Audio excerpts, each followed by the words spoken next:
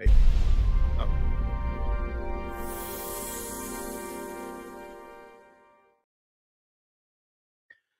Hello, ladies and gentlemen, and welcome to the We Be Jammin live podcast, a part of the Iron Sharpening Iron universe. Today is going to be a special treat because we got somebody incredible who's going to come on the stage. I don't know if he knows it. He may know it. He may not know it. He's inspired an entire generation of musicians, uh, both in wherever he's been, but especially in West Virginia. We're all trying to strive to be uh, at this level, and I'm so glad to have him on here to give us some insight. So, ladies and gentlemen, I'd like to introduce my guest, Mr. Johnathan Smith. All right. Hey, the crowd. What's up, man? How you doing today? What's going on, man? I'm doing all right, man. Taking it easy, chilling out for a little bit, but all is well. I'm having a pretty good day. No That's good. complaints.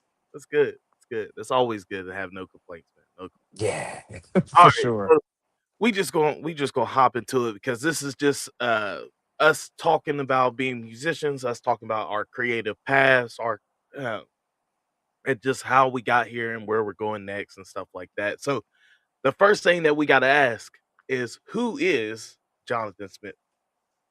All right. Who is Jonathan Smith? I am a musician. I'm a musician, and I'm a musician who loves music still. I still love it. I'm already talking. I still love it. You know what I'm saying? And so, other than that, just yeah, musician, loves music. When I'm not being a musician, I love to cook. You know, I got a regular life. I love games. Got my Xbox right there. Got my PS5 at home to kind of balance me. But no, man, I'm just a guy who loves music and ended up using music as my universal language to be able to kind of get me through things where I wouldn't necessarily be able to like feel like talking about it. You know what I'm saying? Of course, I've committed to the craft by way of learning everything and necessary to be able to be successful and understand the language. But after a certain point, man, life just happened, and life will happen if you keep living. Life's going to happen, and so in the process of life happening, while learning the different things necessary, to be able to express myself as a musician, that's where it kind of just like shaped who I am as the type of musician.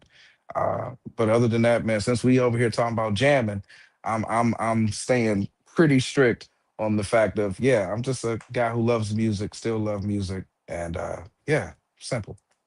Now that's amazing. That's amazing. So how did you get into music? A lot of us, have different paths that got us started, who got us the bug. So where did your bug bite you at? Yeah, my bug bit me right in church, right in church. My mom was a pastor, and not only was she a pastor, she was a musician first before a pastor. Um, just like I was 16 years old playing in churches, she was 16 years old playing in tent revivals. Um, just like I was sitting somewhere in a sanctuary with a butter knife trying to fix a speaker. This is dangerous, by the way. She was somewhere in a tent setting up all the chairs, keyboards, drums, mics, monitors, and playing the service. And then after the service, striking all the gear. You know what I'm saying? So, like, my bug, I had it coming just off of the strength of how my mom, really was into music. But yeah, man, started playing drums, played my first official service at the age of 4 on drums. I was holding it down by myself, no help. And that was the journey, man. That's where it started. Yeah, pretty much church, and then from then on, we started going through the different little rivers to get me to the big river. You know what I'm saying? And so, but other than that, it started in church. I'm gonna make sure I'm answering the question because I don't get a chance to really talk about what I do, so I will ramble right on. So Hey, I'm looking at my little timer right here, so I'm gonna ram, stay honest. ramble away, ramble away. 'Cause we want to know about you, man. We want to know about you, and I definitely me because you're somebody I've looked up to since I've got to meet you a long time ago, Yeah, and man. every time you do something, I'm like, all right, let's check out what something's got to be crazy going on in this thing. Yeah. Why don't you tell us where you from, where you got to, and where you are right now? Okay. I was born in East Chicago, Indiana, not too far from Gary, Indiana. So, everybody's going crazy over the Michael Jackson movie right now. I wasn't too far from over there. Even when I lived in Gary, I didn't live too far from the street that their house is on and things like that. My granddaddy she used to shoot pool with Joe Jackson. You know what I'm You know what I'm saying? saying? Just they was getting girls and money. It's really weird, but that's what was happening. You know what I'm saying? And so but I'm from that area. Uh, Born in '88. I don't have a problem saying it. I don't care. And then I moved to West Virginia in 2003. That was not on my bucket list. That was not on my journey. I ain't got no family out there. You know what I'm saying? That was just one of them situations Yeah, where the energy moved me accordingly towards that direction. And we, you know, moved down there in 2003. There was some church that was like an hour away from where I lived. I used to live in Charleston, but there was a church in Beckley who didn't have musicians for like 12 years.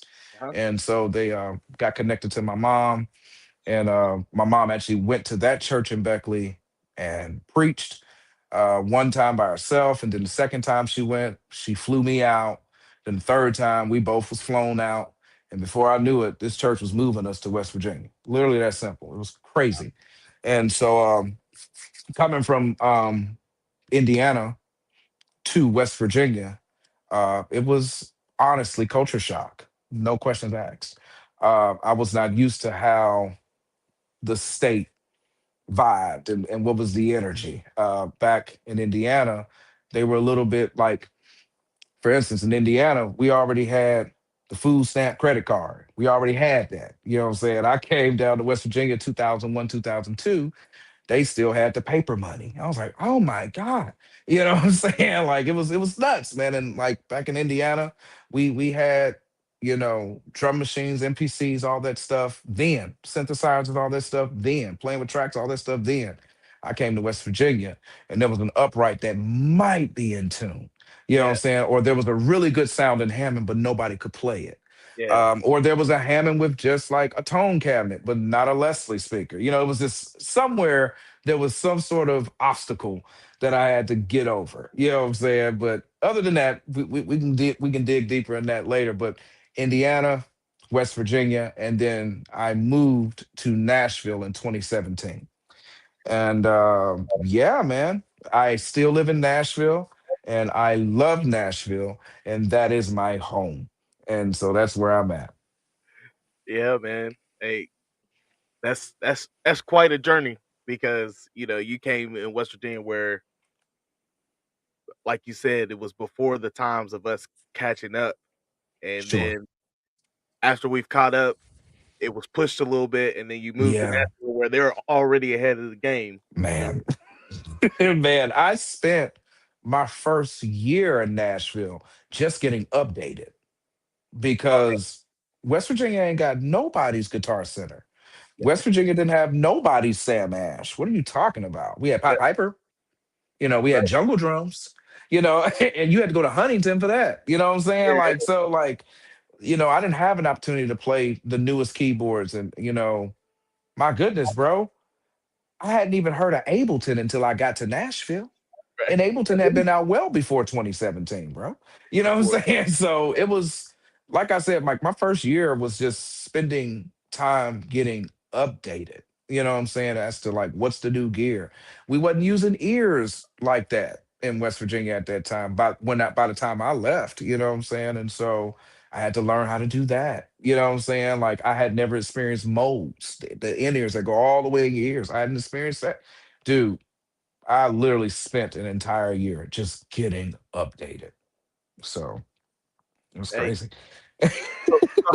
so how do you feel about being in Nashville now versus when you first got there? Like, I know you said it's like home to you, you love it, but like, how do you feel about So when I first got to Nashville, I looked around, I heard the music, I was looking at some of the people, And I was just like, it's wide open out here.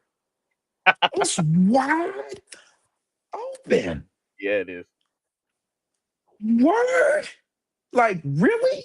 And so I saw, first of all, I had put a pin in Tennessee, Nashville, Tennessee. Let's see. If I left in 2017, so I put a pin in Nashville round about 2009, latest 2010. 2009, 2010, I put a pin in Nashville because I had an opportunity, while still being a resident in West Virginia, I had an opportunity to go to Japan with season finalists of American Idol. I don't remember the season. Don't ask me.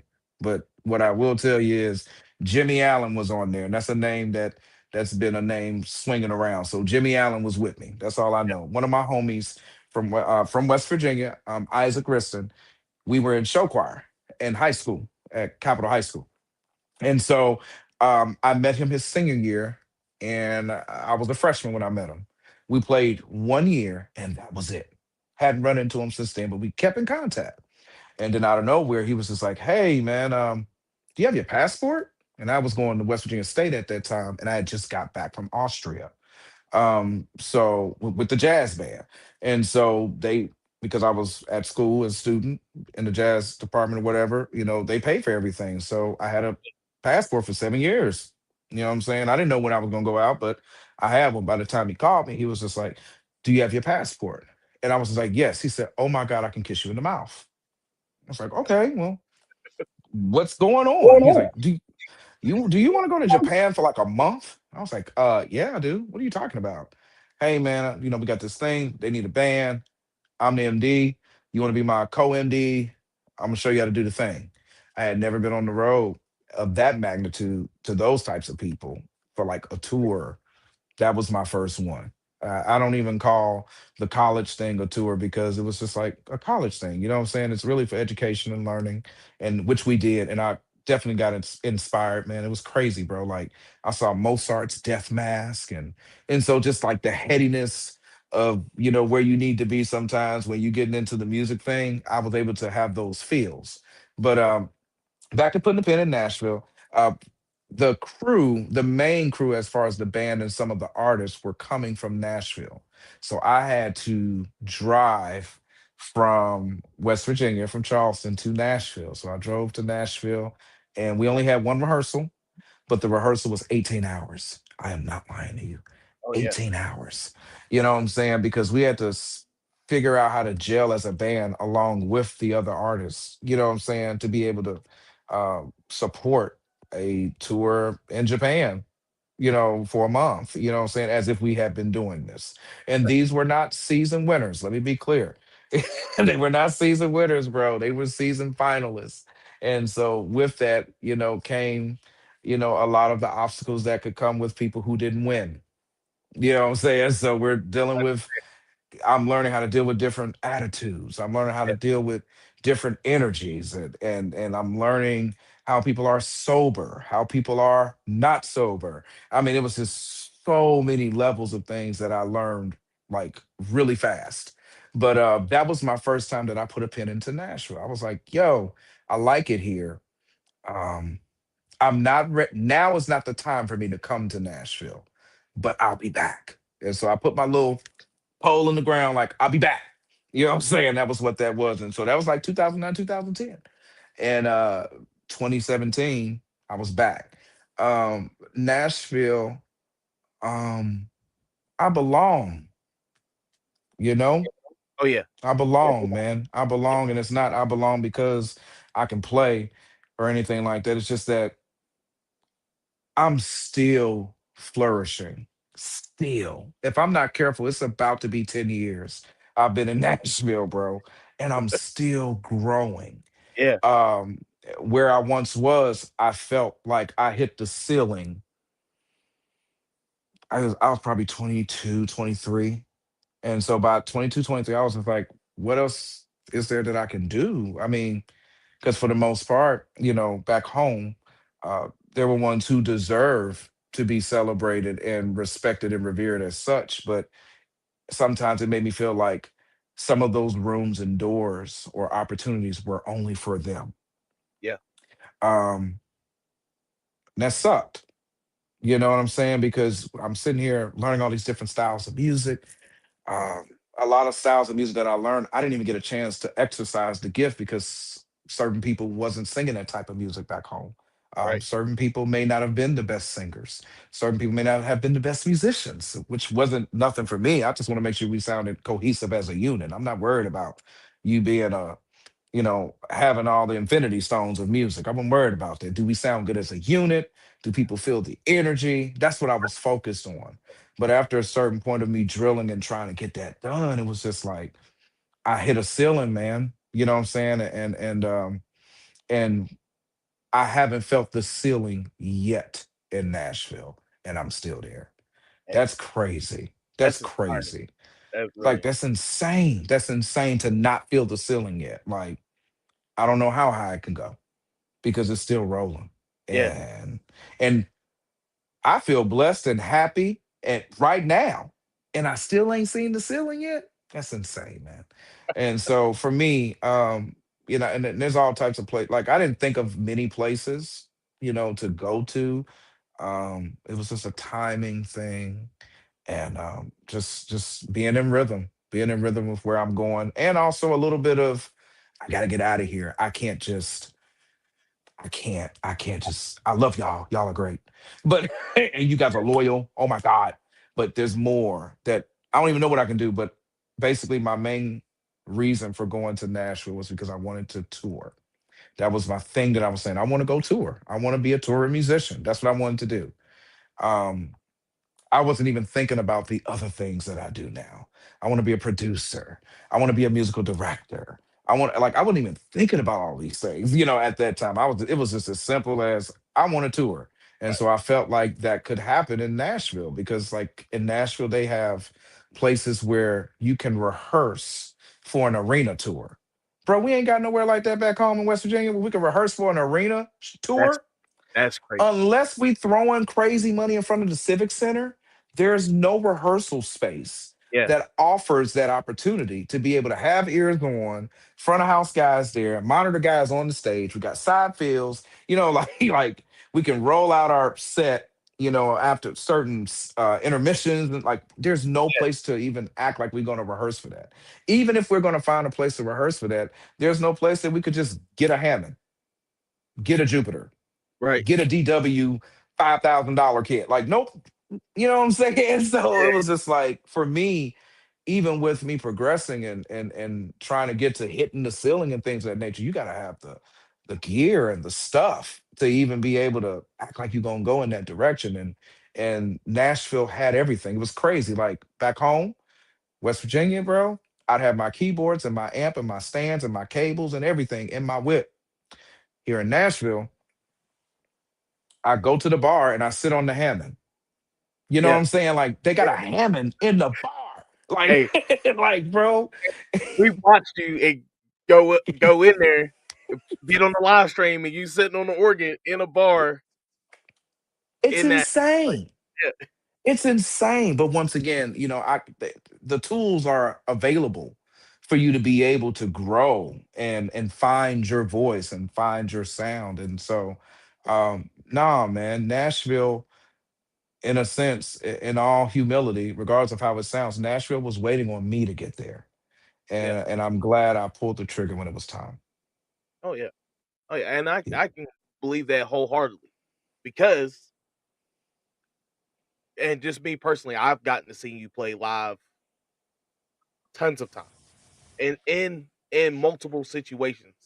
So not just like you on stage, but I've seen you in the church setting. I've seen you in a jazz setting. Mhm. Uh I've seen you in just being the big shows, being like for West Virginia, which would be like Live on the Levee or Yeah, uh yeah, yeah. stuff like that. I've seen you in those situations. I've also seen you in different situations with different artists. So I know that, make your transition going to Nashville was not going to be hard. Now we have a question in the chat. It says, "Did show choir help you perform on stage?" Show choir, yes. Let's break it down a little bit. I like that question. Who asked that? That's fantastic. Yeah. So yes. Yes, there's levels to it. So what I liked about show choir was the fact that it taught me how to support the singer, the artist. All right. I'm helping somebody already. So if you Oh want to get into touring and everything like that, you're not supposed to be, it's not a good business move to get up there and play like you and to where it's like they just hear you. You got to know how to support the artist that you're hired to play for. You know what I'm saying? Someone is paying you to support them. You know what I'm saying? And so what show choir helped with was my volume, how aggressive I am, when to be aggressive, um, my execution. Because a lot of times in those show choir competitions, bro, they were not judging just the singers. They was judging the band. They yeah, was even judging it down to where if we went over time of setting up, we yep. lost points. You know what I'm saying, bro? Like it was so it couldn't you couldn't be hardy about it and be like, we the band. So we gonna make them sound better anyway. No, you mess around, lose points too. It was always about the unit. Show choir taught me about the unit. A lot of times, I love my show choir teacher, Miss Corbett, Yep. Kathleen Corbett, The legend, from the legend. a legend. Dude, there's this gospel song by this artist, God rest his soul, Richard Smallwood, called "Total Praise." Now, this song, bro, this is a song I should have learned in church because Yep, that's where you sing it. Well, yep. this lady would end her shows with that song, or she would use that song to center us as a choir if everybody was all over the place. You know, she'd use that song to center us. I learned that song from this lady, my teacher.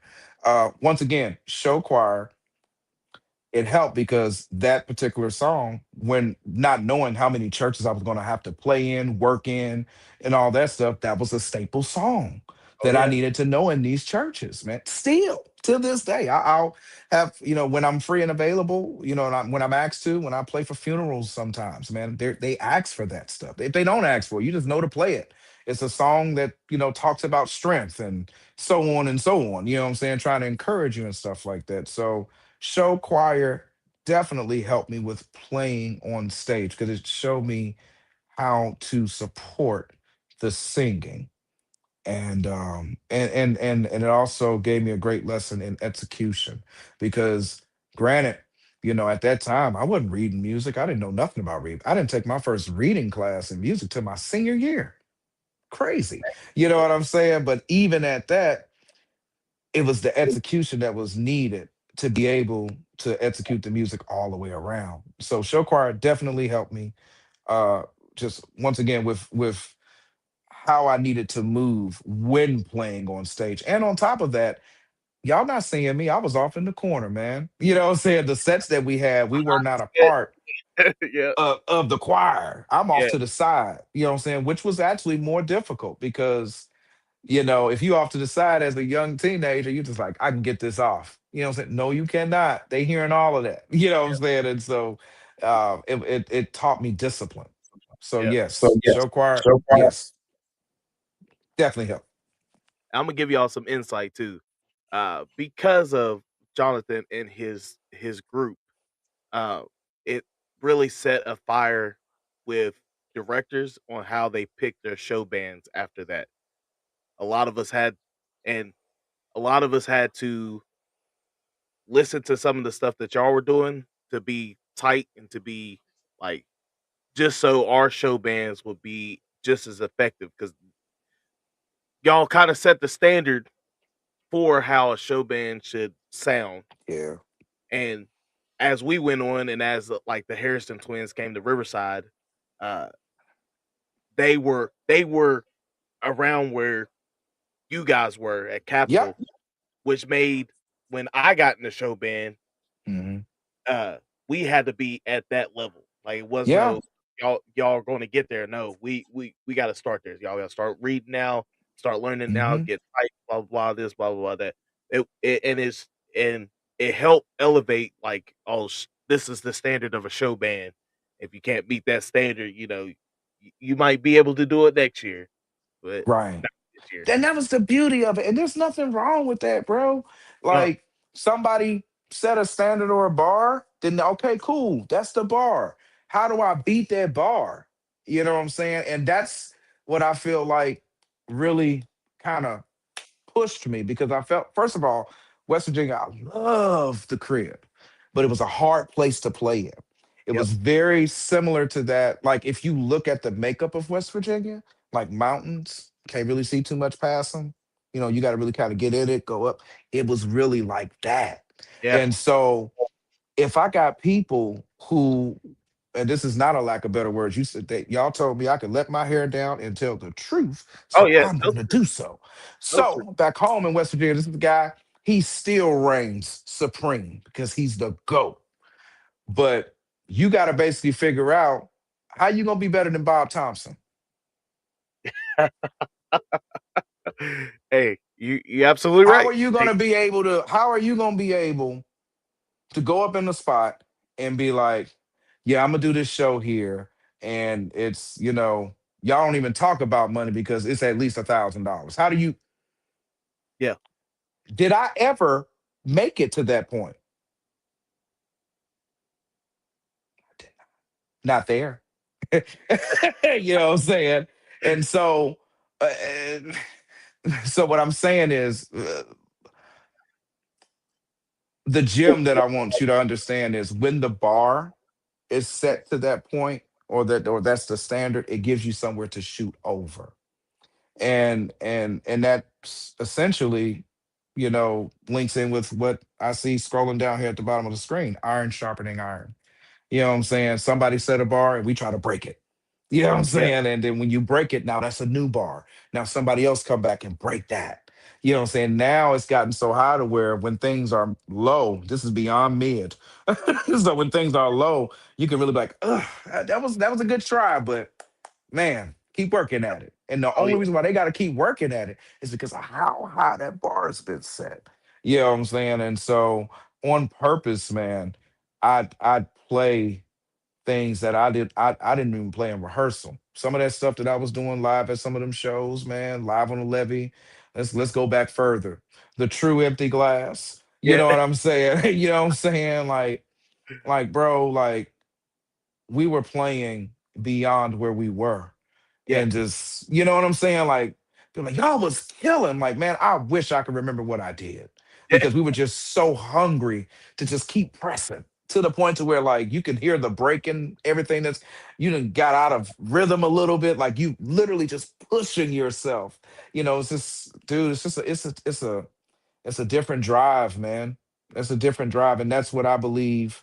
While paying homage and giving respect where it's due, I believe that that's what was different about me. I had drive, bro. I did Yeah. not care about the mountains. I didn't care about what gear that they didn't have. Let me go ahead and figure it out, and I'll go find out a way to bring it here. You know what I'm saying? I mean, like I just had drive. Like I just had drive, man. So No, yeah. full respect. So I want to do a couple things before we move on. There's a question in here, but I want to play it after we play some of your music. But I've got to ask this question first. Can you name some of the groups that you played with? Let's start from, we talked about Capitol and Show Choir. We talked about West Virginia State and the jazz band. So name me some of the groups that you played with from back then to now, and then we're gonna play some of your music. Okay. This will be a nice little journey. All right, so we said high school, we got into college. All right, so let's go back to high school. So we got show choir, Capital High School. I did that for 3 years. And then out of that, I went, I came back from Austria with the jazz band and started with some classmates called the Rick Perdue Band. So I was in that band. And then after that, kept on kind of rolling. I want to say somewhere in the mist. Yeah, because I was always doing churches. I had a little quartet group that I was a part of. At that time, it was called Fresh Anointing. I did that randomly in there. Posted a video about that not too long ago. Yep. Um, Saw that. and then after that, I can't forget this. I got inspiration. I Yeah. was like between 16 and 19, maybe 15. No, definitely 16. Yeah, Inspiration was this jazz band that was, in my opinion, the one of the first versions of Snarky Puppy Yep. back then. You I can feel what say I'm that. saying? You can say And that. the dope part about it was all church musicians. A Mhm. pastor was playing sats. Yep. Another associate pastor was on trombone. My mentor, Brian Bosley, who was a pastor of music, but basically just a minister of music, he was on trombone, who was a well established classical pianist, like Bach, Rachmaninoff, like crazy, like he's nuts, reading crazy. We had one of the, in my personal opinion, at that time, one of the coldest drummers, Jason Lapsley. He was from Huntington. We was a Charleston group. You know what I'm saying? And so we Shout out had to him. Before I started playing mains, we had this one guy, Dwayne McNeil. He still plays with Matt Austin at their church. You know what I'm saying? Yep. He was mains. I was ops. It was crazy. Like, like we We're had gonna talk about that squad. too Like later. We're gonna talk about that yeah, too. John Different. Wesley. It was his band, but he was playing drums at that time. Then he swapped to bass. You know what I'm saying? Like so, inspiration. That was my first jazz, gospel jazz, if that's what you want to call it. Because once again, we was just flipping some covers and then flipping the trash out of gospel songs, making them sound like jazzy. It was great. So that was inspiration was definitely important. They are important. I did a full record with them. I love them. That's my family. So inspiration. Then after that, moving on a little bit more, that's when we got into hybrid soul. In the midst of hybrid soul, groove heavy happened. That Mhm. was my baby. That was my baby. That was my baby. Okay, it's my baby. Groove heavy was, in my personal opinion, what got me ready to go to Nashville That's what because, inspired a lot of bro, man. Inspired a we lot of was tripping. We would go. First of all, thank God, and man, people were kind. I mean, we had residencies, bro. We had one at the tavern, and then we had one at the Glass, bro. But Groove Heavy was crazy because we were literally just like after all the church stuff, after all the other stuff. After this, Groove Heavy happened after college for me. I wasn't, So this is like after everything. We pretty much living our lives now, man. Like that was where we literally would go to these shows with no set list, man. No set list, bro. You know what I'm saying? And just get on stage and be like, Mark, hit a beat. You know what I'm saying? Like for me, these were the two guys. It was three of us. These were the two guys where we didn't have to have a plan. Is it on? Can you hear yourself? Dope. And roll. You know what I'm saying? And so that was one of my most like to heart.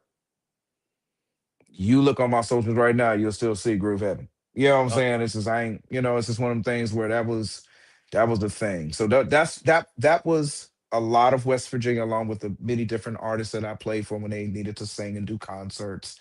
I've done all of the cool things. I opened for Bob in one of the yep, bands I was in. You know what I'm saying? And so that was super cool. That was as I got better, I was in rooms with him more often. yeah, And so that kind of gave me peace. You know what I'm saying? Because either way it goes, he the man. You know what I'm yeah, saying? So the fact that I was on a bill with him and then to watch him be like, hey man, you sound good, man. I'm like, hey man, you're playing, man. I'm just like, dope. All right, I gotta keep on getting after it. You know what I'm saying? And then even on the side, I was hitting him up, asking him questions and picking his brain. And that's like having a conversation with Jesus. This is too much. It's too much. You know what I'm saying? But Groove Happy was that. So now, cool. West Virginia, that's all that. Coming to Nashville, I was on my way to Nashville. I had a tour gig and it fell through while I was driving through Kentucky. So I either could have went back home to regroup or I could have went on down to Nashville. Clearly, I went on down to Nashville with no job, no nothing. You know what I'm saying? So did a few things, worked at Guitar Center, you know what I'm saying? And then I got a little situation where I went on tour. I got an opportunity to be on tour with these guys called the Wilson Brothers. That was a band. Two brothers. One was the pen singing, and he played a little guitar, of course. But then the other one, he was the player, playing, shredding on guitar. So that was that. And then that, that season passed, and then around about 2018, 2019, I got there in 2017. It started picking up, fairly quick. So 2018, 2019, I got an opportunity to meet a producer in Atlanta, Georgia at that time. His name is Cardiac. And so that's where I had my opportunity to be on R&B tracks, so that's where I was on track with Two Chains and Ariana Grande. Then after that, Chris Brown and Her. And then after that, I think her came back around. That was Damage. And then after that one, I'm terrible with keeping up with it, but Jasmine Sullivan happened. And then my last one that was recent-ish was one with Chris Brown and Chloe Bailey. So it's just that Chris Brown world and Yep. her. It was like I was just sitting in there. And I didn't meet these people. You know what I'm saying? They sent me the track. I played the music, sent it back. He sent me fire signs. And before I knew it, it was going down. You know what Yeah. I'm saying? So that's that. In the process of that, COVID happened. While COVID was happening, I got a quiet gig. David Phelps. Now I don't know if you're familiar, but there's this Southern gospel group called the Gaither Band. Well, this was one of the young guys who could like sing, tenor guy, sing. He had his own thing. I did the David Phelps joint. It was a wonderful opportunity. Definitely failed, but phenomenal opportunity. Yeah. And then right after that, um, uh oh, I take that back. I missed one. So that was after my other country gig after the Wilson Brothers. Then I went to Hunter Hayes.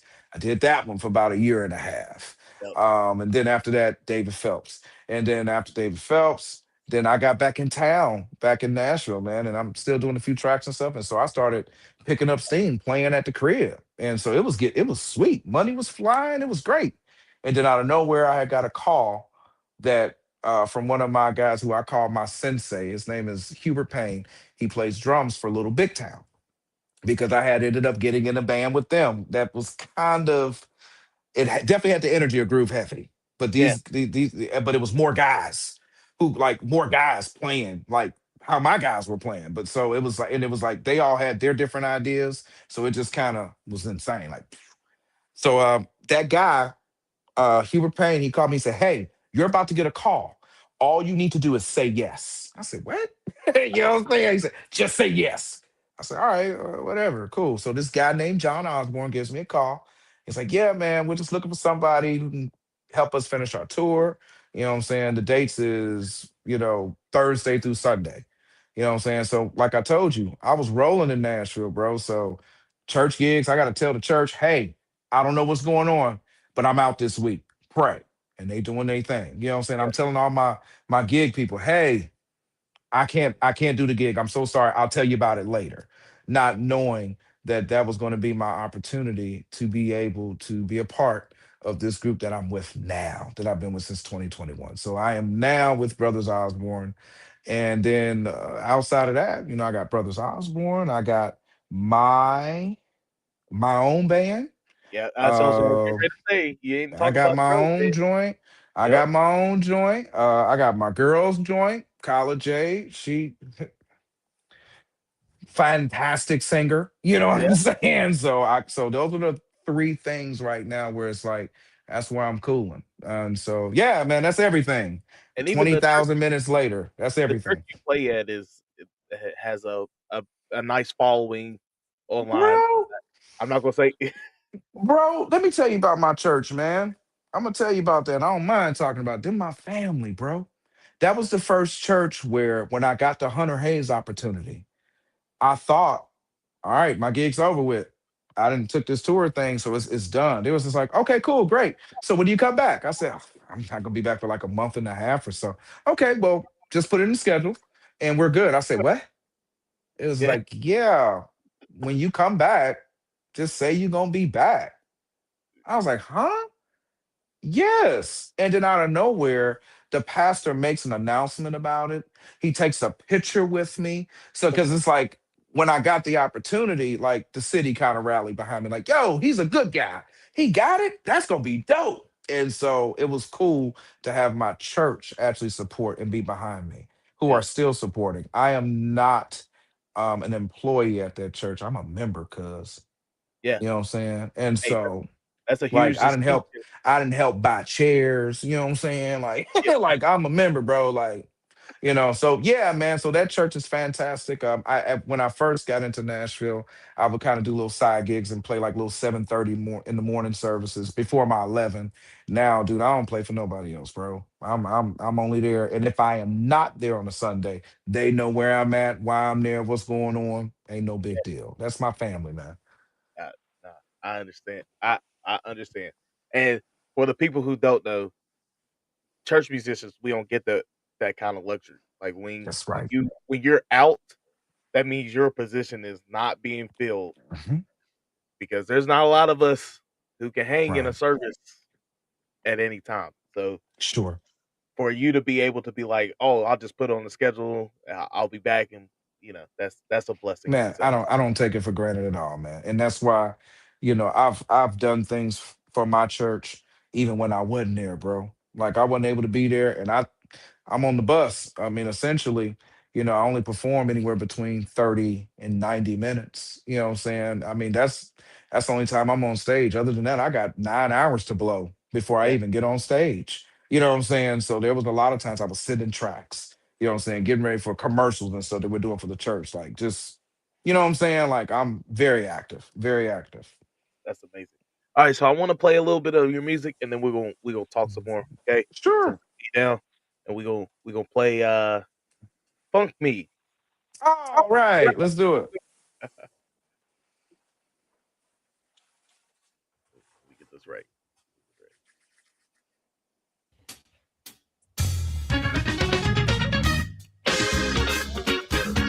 Sorry, everybody. You good?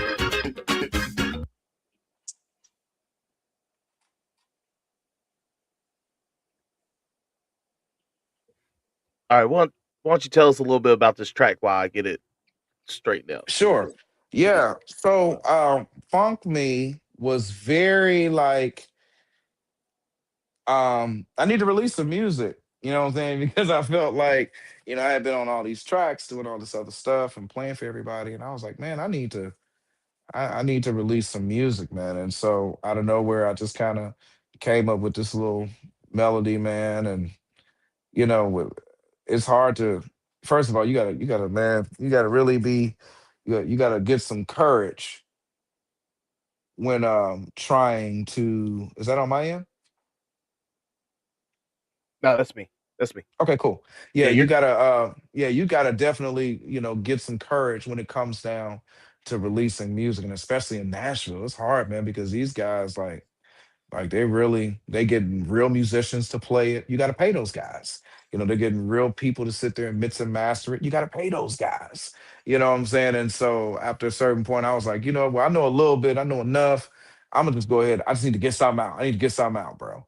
And so I literally just you know, made something. And I was like, I like this key. And I just felt like I was reaching in the bag of what I would usually go for.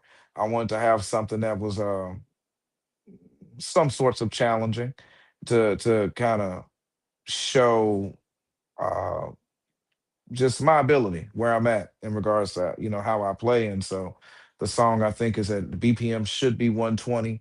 And so to sit there and say "Dugga, dugga, dugga, dugga, dugga, dugga," you know what I'm saying? I'm not doing this. I'm sitting Yeah, here saying "Ba, ba, ba, ba, ba, ba, ba, ba," you know what I'm saying? And so it's like I'm already going crazy. Like that's how the song starts. You know what I'm saying? yeah. Like I didn't want to wait for an intro. I didn't want to wait for an outro. I'm just like, I'm ready now. You know what I'm saying? And so that song was low key my coming out of actually trying to release something and saying that I'm okay with that. And what's so cool about it is that song, people are still listening to it. Like I went to go check my little royalties, man, and a lot of the money that's coming in is from that song, which is crazy work. Wasn't no bass player on that. That was me. Yeah. You know what I'm saying? Like it's crazy. The only real musician I had on it was drums, and the guy who's playing on the Funk Me video was actually Howard Artist. He was actually on drums. I did all the keys and then sent it to him, and he played drums on it. You know what I'm saying? And Yeah. so, but that's pretty much how that came up. Just something to get out there. You know what I'm saying? Some sorts of a thought, but for the most part, I just needed something out there. Hey, I appreciate you. Let's play it.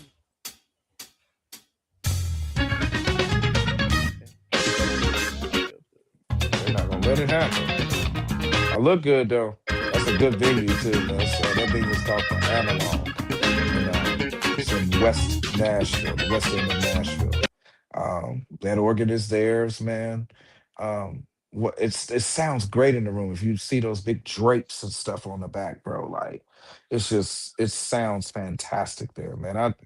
I jumped and danced all around that stage that night, man. That's crazy. Oh yeah. I don't know what's going on with our audio. Mm. But hey, for the people, you can go on YouTube and you can go see that video. Type in Jonathan Smith, Punk Me, and you'll see me over there going through energy. That the guy on keys, man. He used to play keys for what is his name? It's a Tyrus. He played keys for Johnny Lang. He was a keyboard player for Johnny Lang for years. So he's phenomenal. And right now in Nashville for my band, that has been the only keyboard player. And that in itself should say enough. Yeah, He's dope. I yeah, like him. He's dope. I like him a that's lot. that's a big statement. All right, well, Yeah. we gonna Yeah, forget we the video. good. I Hey, put don't it in worry the about chat. it, man. I put it in the Great. chat so everybody can go out and listen to it. Um, so I wanted to play your music to get to this question because this is a great question. I had this one Sure. lined up too. Um, who is your inspiration to do what you do now? eh, Hmm. that's a big That's question. weighty. Yeah, it's That's a weighty. big That's question. weighty, man. Because there's a lot of like it ain't a one. It Yeah, ain't a one, bro. There's no way that there's a one. I don't have no one for you. yeah. What I know, who was an inspiration to do what I do. Uh, I I think I can talk about artists, maybe just mention artist names, do my best to just mention artist names as far as who inspired me. No questions asked. Robert Glasper, um, Thelonious Monk, Mm. um, Ben Tankard, old school. That's gospel jazz, bro. Um, Harris Bowens, Todd Tribbett's keyboard player, blew my mind.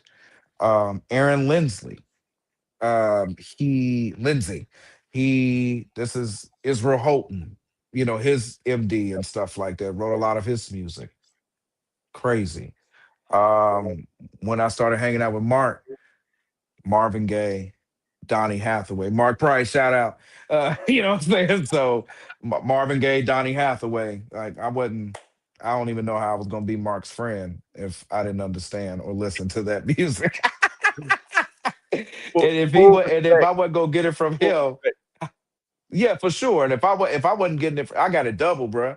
Because by the time his dad Seed found out that we was listening to it again, Seed to go downstairs and get the actual record. Yeah. Yeah, I got this right here. And so now it's like I'm having a history lesson. So yeah. And then there's my mentor passed away last year, one of my mentors from Indiana, Randall Fats Blakely. That another if I kid you not, if you go listen to this man's record, no questions, you're gonna hear 85% of my chords. It's kind of crazy. I just found this out maybe because I never really listened to it like that. Being a keyboard, I was a drummer when this record came out. You know what I'm saying? So I wasn't listening to it like that. But when I was like, oh, I really sound like this guy. And then, and of course, my mother, no question. You know what I'm saying? That definitely was the inspiration. In my family, there's only three musicians as of now, and that was me, my mom, and her brother. And so, uh, inspiration from that. So yeah, man, it's just more so of a conglomerate but those are the ones that I can think of off the top of my head where it's just like you blew my mind. Um, yeah, yeah, those were my ones. They blew my mind, man. That's that's a good list. That's a really good list. Shout out to Yeah. rest in peace, Paris. Yes, Yeah. sir. You better believe it. So Hmm. speaking of Paris, because that's a great segue.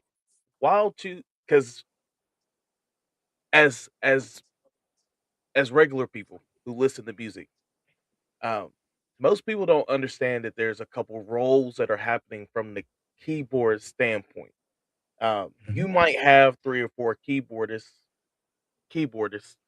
on a track, and each one may be doing something different. So why don't you give us a little bit of insight on the difference between uh, a main keys, an aux key, and organ? Dope, dope. Um, Shout out to Nashville. Nashville definitely grew me up in the understanding of where certain ones should sit. Yep. Um, Main keys essentially that's your piano guy. This is the bread. You know what I'm saying? Your piano guy, your CP80, CP70 guy. Like it's basically the main person driving it. This is your Elton John. You know what I'm saying? He's driving it. Auxiliary keys is your synth, strings, bells, whistles, extra things. Um, that's auxiliary essentially. They I've even heard the name colors. You know what I'm saying? Because that's where you add, your colors of what's going on. Organist, organ, it has its own place that it sits in.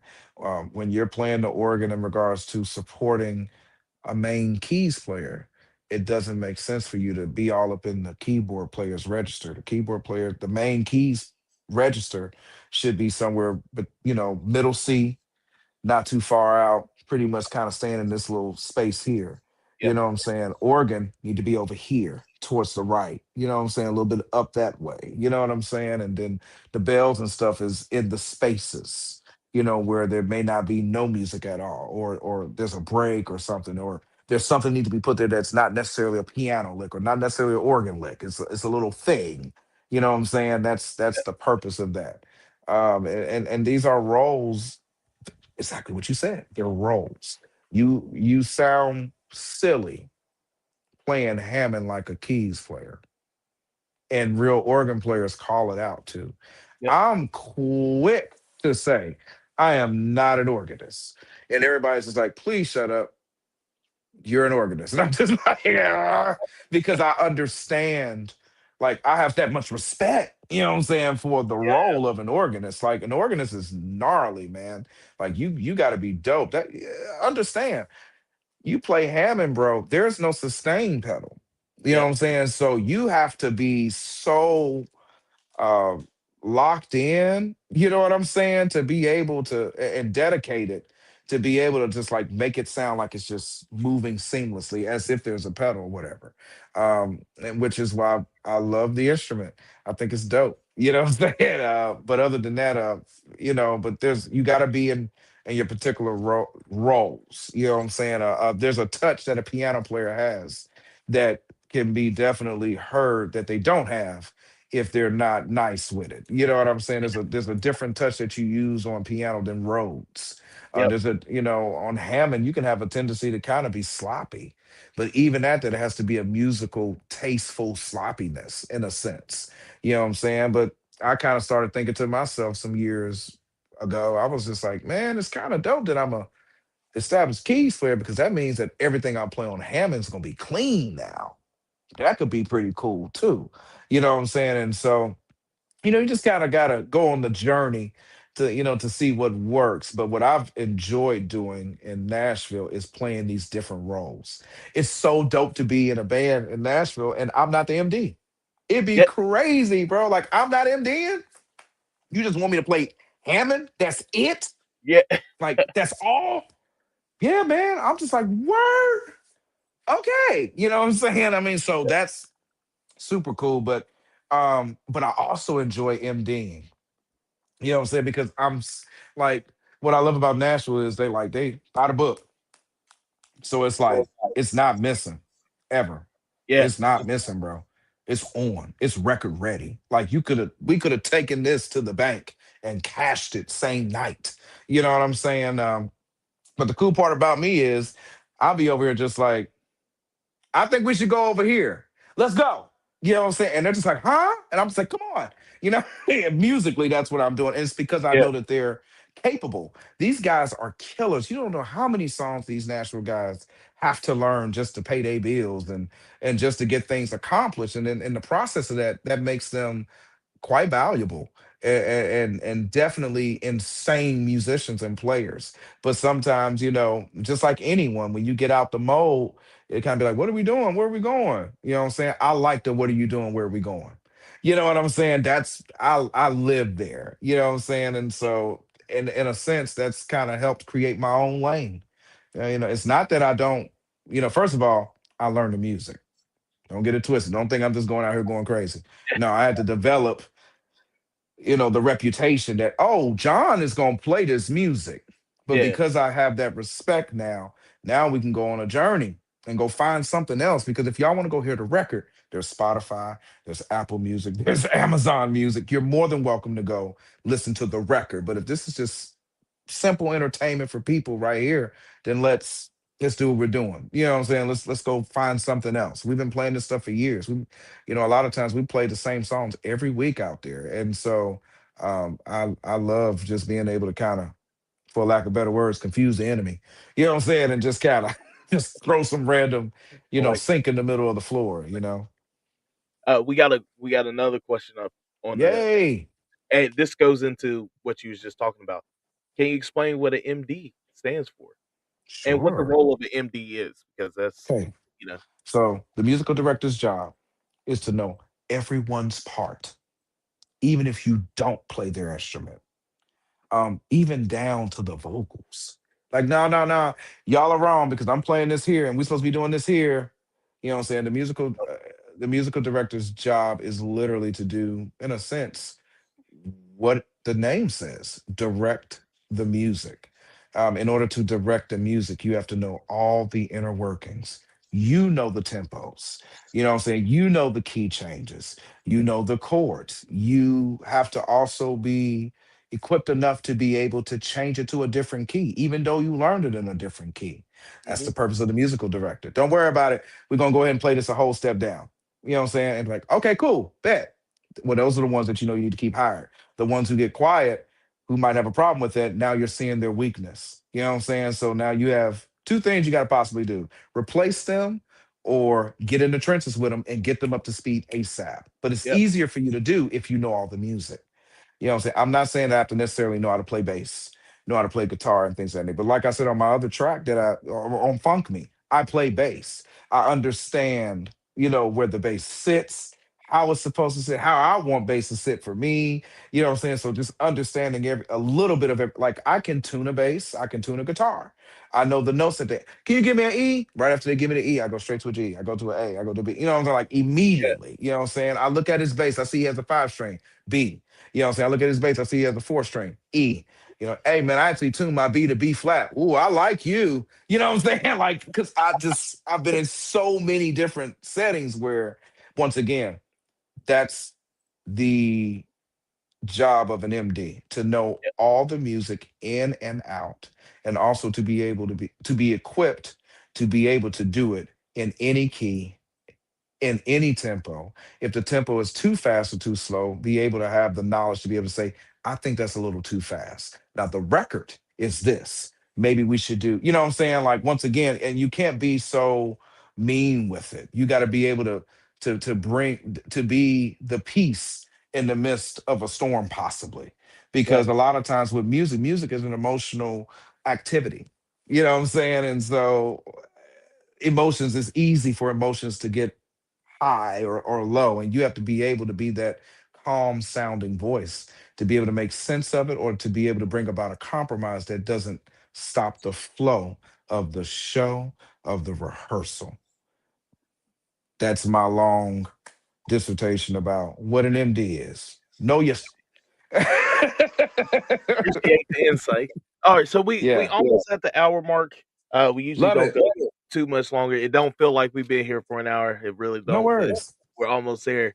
Uh, my question, and go off on however you want to explain this, is what is next for Johnathan Smith? Because you did just put out a record, and you are in Nashville, and you've got a couple bands that you play with, but you also got your own thing going on. So what is next for Johnathan Smith? What is coming up? There, there'll be I don't know how many, but there could be a few singles, maybe an EP, but essentially, the next The big next big thing thing that's coming that's from coming from me me. is my full length album. This record is going to be the record that I'm shooting for. Um, Without saying so much about it, orchestra, you know what I'm saying, horns, and like really going for it. Because I'm an artist too, bro. And so the main focus is this full length album, and the dream, even in the midst of everything else that I'm doing, is to be able to go out and continue my artistry. Nashville has been very receptive in regards to my music and my show and the different types of shows that I have. I have a show where it's right in your face, boom. Not too long ago, I did a jazz show in a jazz cave, and it was killing. My band right now consists of Tajay Mosley. You know, he at the crib, Yep. but Okay. he's my drummer, and actually about to mess around and be my MD. So that's Shout my out. drummer. His dad is Shout out to content creator, Taj. so, you know. Oh yeah, you already know what time it is. Yeah, You know, you already know what time it is. Stro. You know what I'm saying? You already know what time it is.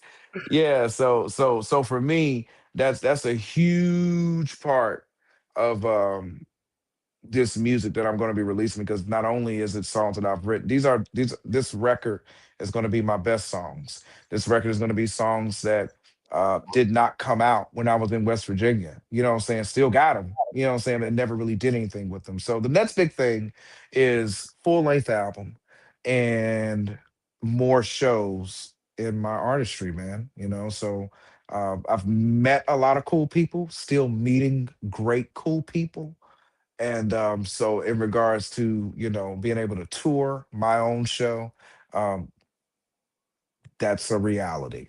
It's not a dream. That's the truth. And so we're just going to trust the process and go on the journey. Hey, I'm excited because once you go on tour, man, you once everybody gets to experience you live the way I've gotten to experience you live, and the way people in Nashville and all over the world has gotten this experience you live, it's you probably not gonna never see the ceiling because sky's the limit at that point. Man, I'm excited. I can't wait. Me too, man. Me too. Well, we at the hour mark, man. You've been a incredible guest. I appreciate you so much. I appreciate you all in the chat. Thank you, Big Jack, for allowing us to have this space. Um, don't go nowhere because we want to talk to you at the end of the show. Uh, man, y'all gotta go check him out. You just gotta go check him out because it's there's no words to explain the type of music that he brings to the stage. Like I said, you've been an inspiration for me since I met you. Uh, you came and rocked out at our church. I think I saw you at Marshall one time, and Hmm. then when I started getting out there and actually playing and seeing your band do it, it showed me where I needed to go and where I needed to be. And as you do it now, it still shows me where I need to go and still need to be. I love it. So I I appreciate everything you do, man. Keep doing what you're doing because, like I said, you inspired a whole generation of keyboardists, a whole generation of bands, and as you keep going, we gonna keep going. I love it. Well, keep going because my drive is crazy. So strap up. Oh, yes, sir. Yes, sir. All right, we're gonna end the stream right here. Thank y'all, everybody in the chat. Thank you, Big Jack. This is We Be Jammin'. Well, I'll see you next month.